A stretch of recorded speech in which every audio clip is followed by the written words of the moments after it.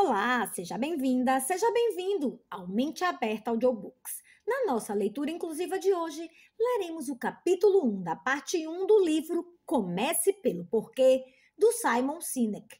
Mas antes de começarmos, peço que se inscreva no nosso canal e ative o sininho para receber nossas notificações. Vamos a isso! Parte 1. Um mundo que não começa pelo porquê. Capítulo 1. Suponha que você sabe. Em um dia frio de inverno, um homem de 43 anos fez um juramento e assumiu o mais alto cargo do poder executivo de seu país. Ao seu lado estava o predecessor, um general famoso que 15 anos antes havia comandado as forças armadas da nação em uma guerra que resultou na derrota da Alemanha. O jovem líder foi educado na religião católica. Passou as 5 horas seguintes assistindo a desfiles em sua homenagem e se manteve acordado, celebrando até as 3 horas da manhã. Você sabe quem estou descrevendo, certo? O dia é 30 de janeiro de 1933 e a descrição é de Adolf Hitler e não, como alguns poderiam supor, de John F. Kennedy. A questão aqui é que fazemos suposições. Fazemos suposições sobre o mundo à nossa volta com base em informações que às vezes são incompletas ou falsas. Nesse caso, a informação que ofereci estava incompleta. Muitos de vocês estavam convencidos de que a descrição era de John F. Kennedy até eu acrescentar um pequeno detalhe: a data. Isso é importante porque nosso comportamento é afetado por nossas suposições ou pelas verdades que percebemos. Tomamos decisões com base no que achamos que sabemos. Não faz muito tempo, a maioria das pessoas acreditava que o mundo era plano. Essa percepção de suposta verdade tinha impacto sobre o comportamento. Durante esse período, havia muito pouca exploração. As pessoas temiam que, caso viajassem para muito longe, poderiam cair da borda da Terra. Assim, a maioria delas ficava parada. Somente depois que um pequeno detalhe foi revelado, o de que o planeta é redondo, o comportamento mudou em grande escala. Em virtude dessa descoberta, sociedades começaram a cruzar os oceanos, estabeleceram-se rotas de comércio. Novas ideias, como a matemática, eram compartilhadas por sociedades que deram início aos mais variados tipos de inovações e avanços. A correção de uma simples suposição falsa impulsionou a raça humana. Considere agora como organizações são formadas e como decisões são tomadas. Realmente sabemos por que algumas empresas têm sucesso e por que outras não? Ou apenas supomos? Seja qual for sua definição de sucesso, alcançar determinado patamar de valorização de ações, gerar determinada quantia de dinheiro, obter a receita ou lucro pretendido, conseguir uma grande promoção, fundar a própria empresa, dar assistência aos pobres, conquistar um cargo público. As maneiras pelas quais alcançamos nossos objetivos são muito semelhantes. Alguns improvisam, mas a maioria tenta pelo menos reunir dados para poder tomar decisões fundamentadas. Às vezes, esse processo de coleta de dados é formal, como ao fazer enquetes ou pesquisas. Outras vezes, é informal, como pedir conselhos a amigos e colegas ou recapitular a própria experiência para obter um panorama. Independentemente do processo ou dos objetivos, todos queremos tomar decisões fundamentadas. E o mais importante, todos queremos tomar as decisões certas. No entanto, como sabemos, nem todas as decisões se mostram acertadas, não importa quantos dados sejam coletados. Às vezes, o impacto dessas decisões erradas é pequeno. Outras vezes, pode ser catastrófico. Qualquer que seja o resultado, decidimos com base em uma percepção do mundo que talvez não seja totalmente exata. Assim como no caso em que muitos acreditavam que eu estava descrevendo John F. Kennedy no início desta sessão. Você tinha certeza, poderia até apostar dinheiro, um comportamento baseado em suposição. Teve certeza, aliás, até eu fornecer o pequeno detalhe da data.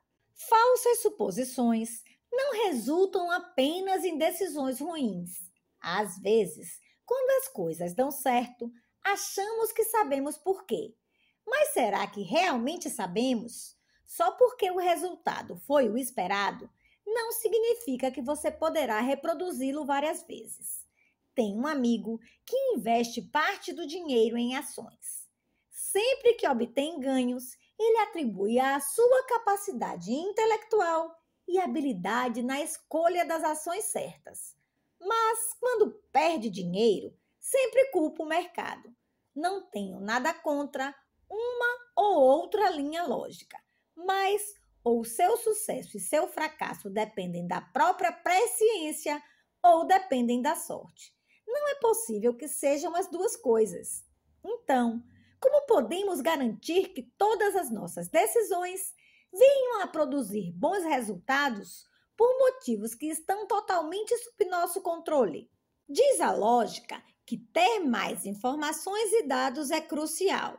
E é isso mesmo que fazemos. Lemos livros, assistimos a conferências, ouvimos podcasts e consultamos amigos e colegas. Tudo isso com o propósito de descobrir mais para que possamos decidir o que fazer ou como agir. O problema é que todo mundo já viveu situações em que dispunha de todos os dados e recebeu uma porção de bons conselhos, mas mesmo assim, as coisas não deram muito certo. Talvez o efeito tenha durado apenas por pouco tempo, ou aconteceu algo que não havia sido previsto. Aliás, aqui vai uma observação rápida para todos os que adivinharam que a descrição era de Adolf Hitler no começo desta sessão.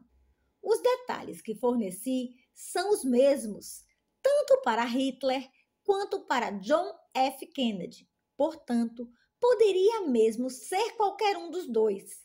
É preciso ser cuidadoso com aquilo que pensamos que sabemos. Suposições, mesmo quando baseadas em sólida pesquisa, podem nos levar pelo caminho errado. Percebemos isso intuitivamente. Compreendemos que, mesmo com muitos dados e bons conselhos, se as coisas não acontecem conforme o esperado, é provável que tenhamos deixado escapar algum detalhe, às vezes pequeno, porém vital. Nesses casos, voltamos às nossas fontes ou buscamos novas para tentar imaginar o que fazer e todo o processo recomeça. No entanto, mais dados nem sempre ajudam, sobretudo se, para começo de conversa, foi uma suposição falsa que pôs todo o processo em andamento. Existem outros fatores que devem ser considerados, fatores que existem fora de nosso cérebro racional, analítico e sedento de informação.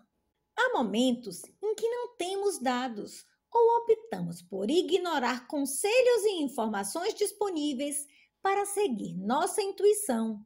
E as coisas funcionam muito bem, às vezes até melhor do que o esperado.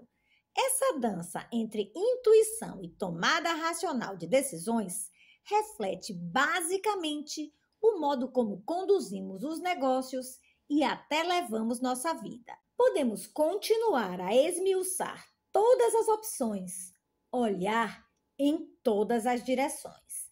Mas mesmo com todos os bons conselhos e todas as evidências convincentes, voltamos ao início.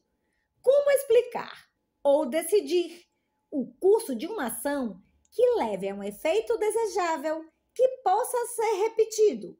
Como conseguimos prever com 100% de certeza? Existe uma história maravilhosa sobre um grupo de executivos da indústria automobilística americana que foi ao Japão para ver uma linha de montagem japonesa. No fim da linha, As portas eram fixadas em suas dobradiças, como se faz também nos Estados Unidos.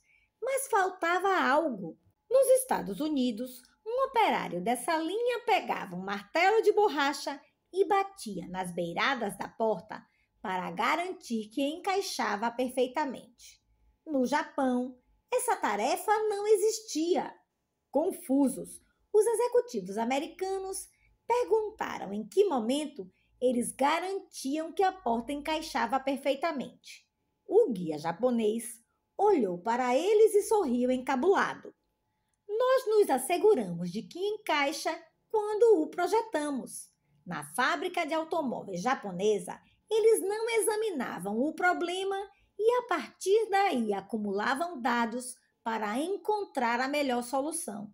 Eles engendravam o resultado que queriam desde o início. Se não obtinham o resultado desejado, entendiam que a causa era uma decisão que haviam tomado no início do processo.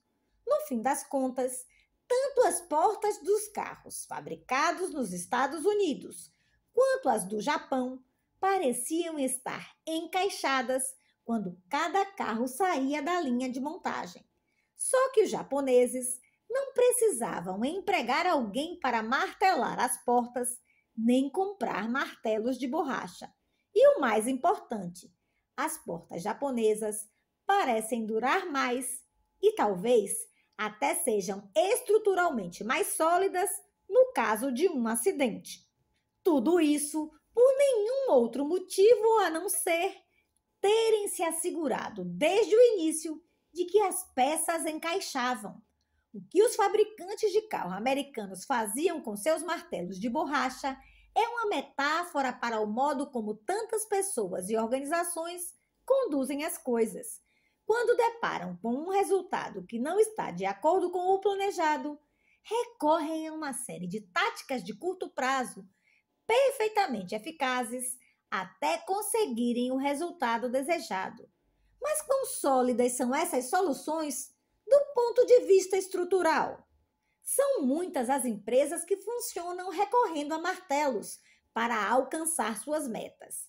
No entanto, as que conquistam mais, as que obtêm mais de menos gente e com menos recursos, as que exercem enorme influência, são aquelas que constroem produtos e companhias e até recrutam pessoas que se encaixam com base na intenção original. Mesmo que o resultado pareça ser o mesmo, os grandes líderes compreendem o valor de fatores que não conseguimos enxergar. Cada instrução que fornecemos, cada linha de ação que estabelecemos, cada resultado que desejamos, começa com a mesma coisa: uma decisão. Existe aquele que decide manipular a porta para encaixá-la e atingir o resultado desejado.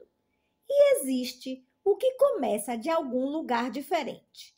Embora ambas as linhas de ação possam produzir resultados similares no curto prazo, é aquilo que não somos capazes de enxergar que torna o sucesso no longo prazo mais previsível para apenas um deles, aquele que compreendeu por que as portas precisam encaixar intencionalmente e não à revelia.